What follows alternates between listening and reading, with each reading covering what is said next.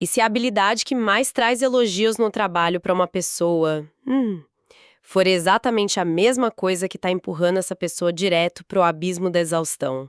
É uma premissa pesada, mas muito real. Total. Porque imagina só aquela imagem bem clássica do profissional de alto nível. É tipo operar como o painel de um carro esportivo, sabe? Uhum. O velocímetro no limite absoluto. Isso. O motor em alta rotação, entregando resultados impecáveis dia após dia. É uma imagem muito sedutora, porque o sucesso visível é, assim, muito fácil de medir. A meta foi atingida ou não foi? O projeto foi entregue no prazo ou não? Só que o grande problema dessa métrica é que ela é perigosamente incompleta.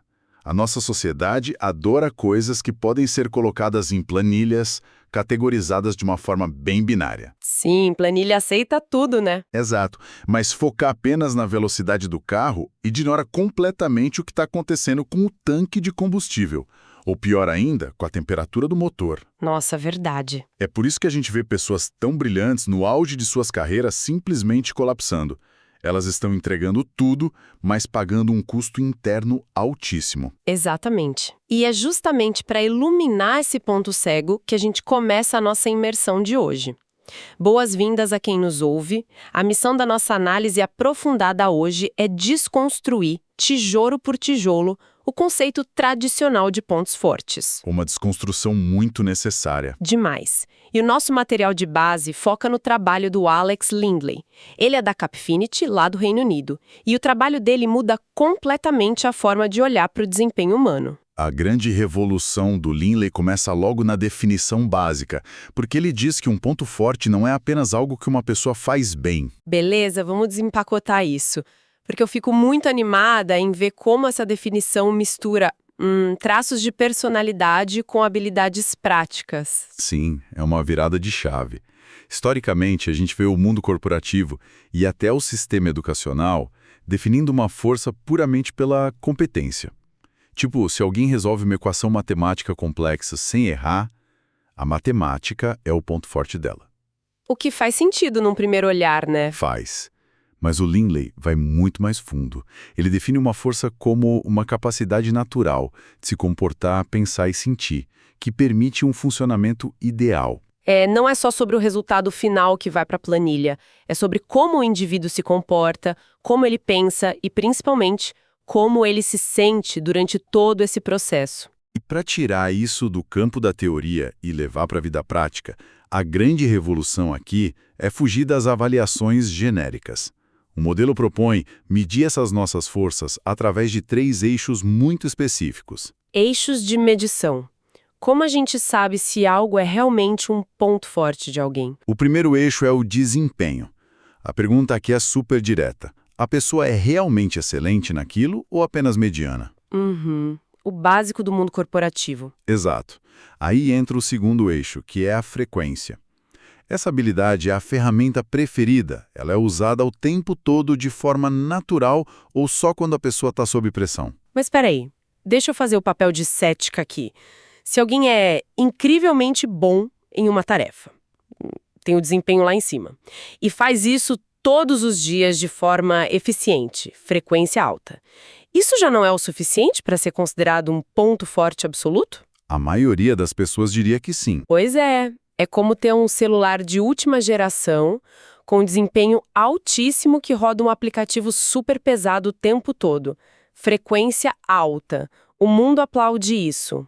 O que é fascinante aqui é que o seu exemplo do celular ilustra perfeitamente o que falta na equação. E o que falta é o terceiro eixo do Lindley, o eixo da energia. Ah, a bateria do celular? Exatamente. O eixo da energia é o grande diferencial desse modelo. A pergunta é... se esse aplicativo pesado drena a bateria em 1 hora. Isso mesmo. Fazer algo muito bem, com frequência, mas que causa uma exaustão profunda, que drena a sua bateria, muda completamente a classificação dessa habilidade.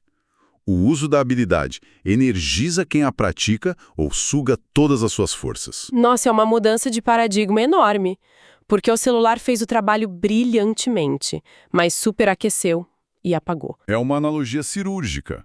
E já que temos esses 3 eixos de medição, a combinação deles cria categorias totalmente diferentes de habilidades. Para a gente visualizar melhor, podemos pensar numa caixa de ferramentas. Ah, eu adoro essa metáfora visual. Aquela grande caixa de ferramentas vermelha de garagem, sabe? Bem pesada, cheia de gavetas. Essa mesma. E vamos olhar primeiro para o que fica na parte de cima, na prateleira principal da nossa caixa mental. Lá estão as forças realizadas. Que seriam as habilidades com alto desempenho, alta frequência e alta energia. Certo? Perfeito. O material de origem usa um exemplo muito bom. Imagina uma jovem com uma furadeira elétrica nova. Ela sabe usar a ferramenta perfeitamente, o equipamento está em boas condições e a tarefa de construir algo realmente a energiza. É a ferramenta dos sonhos ali, sempre à mão na prateleira de cima. Exato. Mas dividindo o espaço nessa mesma prateleira de fácil acesso, a gente encontra os comportamentos aprendidos. Aqui é onde a coisa fica realmente interessante. Muito. Porque os comportamentos aprendidos são aquelas habilidades que a pessoa aprendeu a executar para corrigir falhas ou são antigas forças que foram usadas em excesso.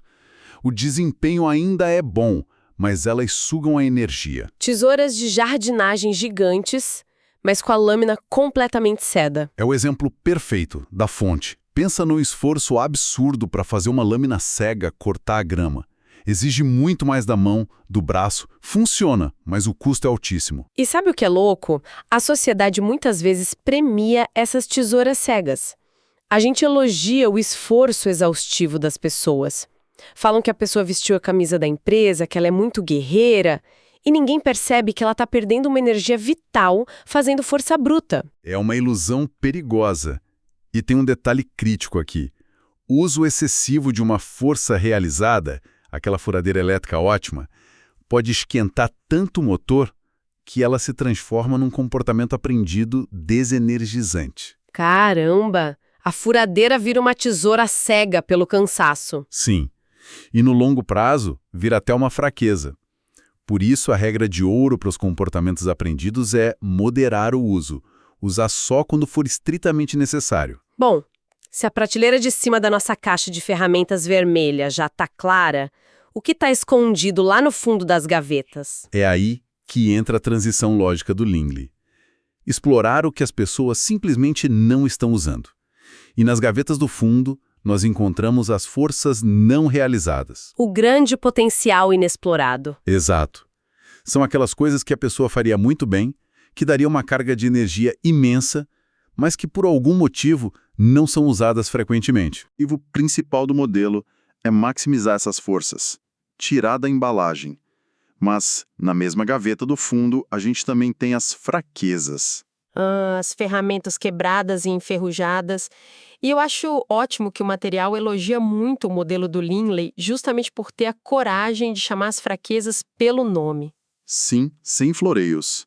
Uma fraqueza é algo com baixo desempenho e altamente desenergizante. E o objetivo é minimizar isso, certo?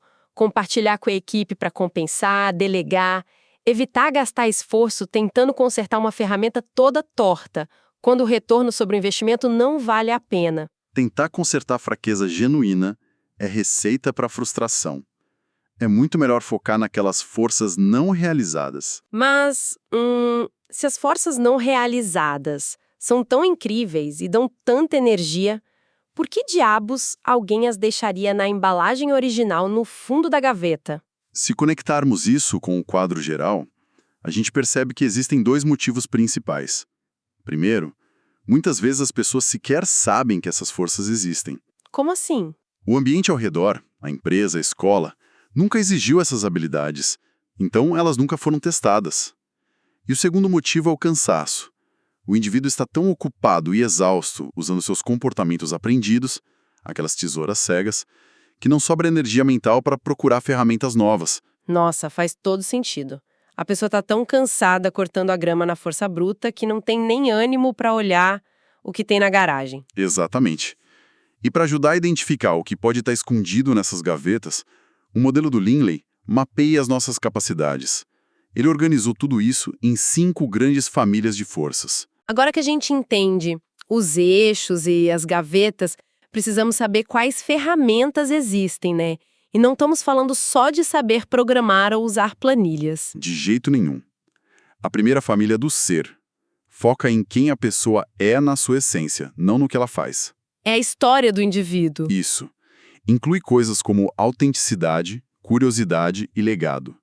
Se o ambiente exige que uma pessoa com a força da autenticidade minta no trabalho, isso causa uma drenagem de energia física. É violentar a própria ferramenta. E a segunda família? É a comunicação. É sobre como as ideias são compartilhadas. E o material destaca 2 exemplos ótimos aqui. O contraponto, que é aquela pessoa que é o advogado do diabo natural, apontando falhas sem gerar inimizade. Uma mitigação de risco incrível para qualquer equipe. E o outro é o holofote. Enquanto a maioria tem pavor de falar em público, quem tem a força do holofote sente um baita conforto e ganha energia ao ser o centro das atenções. É a pessoa que brilha no palco. Muito legal. E a terceira família qual é? A terceira é a motivação, o que gera ação. E aqui tem um ponto crucial da fonte, a distinção entre resiliência e algo que ele chama de bounce back, que é a capacidade de recuperação. Espera, então quer dizer que resiliência e bounce back não são sinônimos? Não são. O mundo corporativo confunde muito. A resiliência é aguentar firme. A crise bate, a pressão aumenta, você segura a onda como um escudo. É ótimo, mas cansa demais manter o escudo levantado. E o bounce back? O bounce back é usar a adversidade para voltar ainda maior e mais energizado. É como um trampolim. Quer dizer que para quem tem o bounce back, o caos de um projeto atrasado atua quase como um combustível? Perfeitamente. A pessoa usa a energia do tombo para pular mais alto. Uma semana muito calma e rotineira é o que drena a energia dessa pessoa. Caramba, isso explica muita coisa sobre perfis diferentes de profissionais. E a quarta família? A quarta é o relacionamento. Como a gente se conecta. E o destaque aqui é a força da personalização. Que é aquela capacidade de ver os indivíduos como eles realmente são, né? Exato. Não baseando as coisas em ideias gerais ou manuais genéricos. É uma conexão empática real. O líder sabe instintivamente quem precisa de um elogio em público e quem prefere um feedback reservado. Uma sintonia super fina. E a última família? A quinta é o pensamento. Como se avalia as situações. O contraste maravilhoso aqui é entre a aderência e a criatividade. Elas são quase opostos. Aderência seria amar, seguir regras e protocolos estritos. Isso. Encontrar conforto e energia em manter a ordem, preencher o formulário direitinho. Já a criatividade busca inovação constante e foge da rotina. Compreender em qual família a pessoa se destaca ajuda a entender por que certas pessoas brilham na rotina e na ordem, enquanto outras precisam de um caos criativo o tempo todo. Imagina colocar o criativo para auditar a nota fiscal. É forçar o uso de uma tesoura cega pelo resto do ano. Esgotamento na certa. Bom, a teoria é fascinante. Mas conhecer o inventário da caixa de ferramentas é inútil se ela ficar fechada na garagem. A parte final da nossa análise foca no plano de ação. Sim, tirar a teoria e levar para a prática diária. Tirar as ferramentas da embalagem. O modelo dá um processo bem prático para maximizar as forças não realizadas. Quais são os passos? O primeiro é bem analógico. Anotar essas forças não realizadas na palma da mão ou num pequeno cartão de papel, sabe? Aqueles cartõezinhos 3x5 e deixar visível. Tipo um lembrete para o cérebro não ir no piloto automático. Exato. O segundo passo é olhar a lista de tarefas diárias e identificar o que está sendo feito através de comportamentos aprendidos. Identificar onde está o trabalho árduo que está drenando energia. Achar as tesouras cegas na rotina. E o terceiro passo é substituir criativamente a abordagem.